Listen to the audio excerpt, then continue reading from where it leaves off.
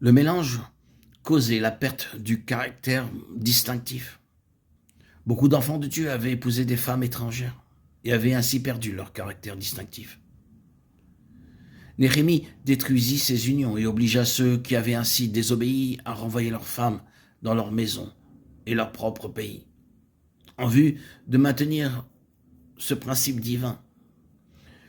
La contrepartie spirituelle n'est pas que ceux qui ont des maris ou des femmes inconvertis les quittent. Non, ils ne doivent pas non plus les négliger, bien qu'il est à craindre que beaucoup ne le fassent.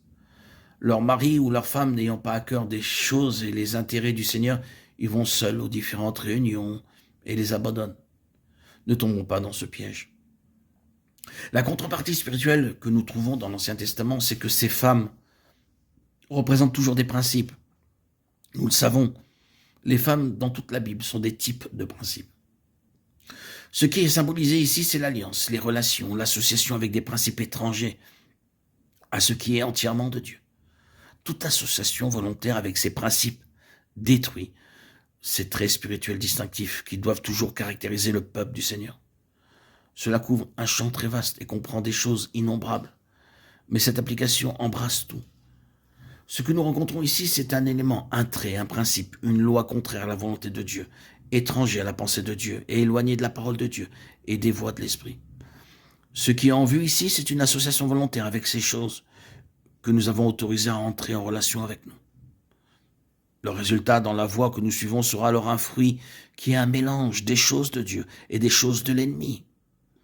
S'il se trouve une chose qui est en parfaite abomination aux yeux de Dieu, selon que le rappelle sa parole, c'est bien le mélange. Dieu veut disposer de choses entières, complètes, absolues, claires, bien définies et provenant toutes de lui-même.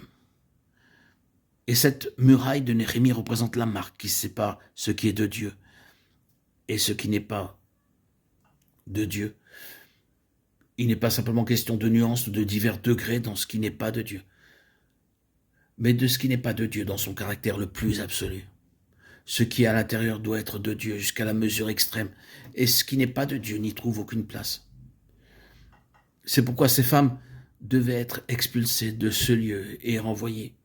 C'est un principe spirituel qui est en vue. Dieu est opposé au mélange. Or, il y a beaucoup de mélange parmi le peuple du Seigneur.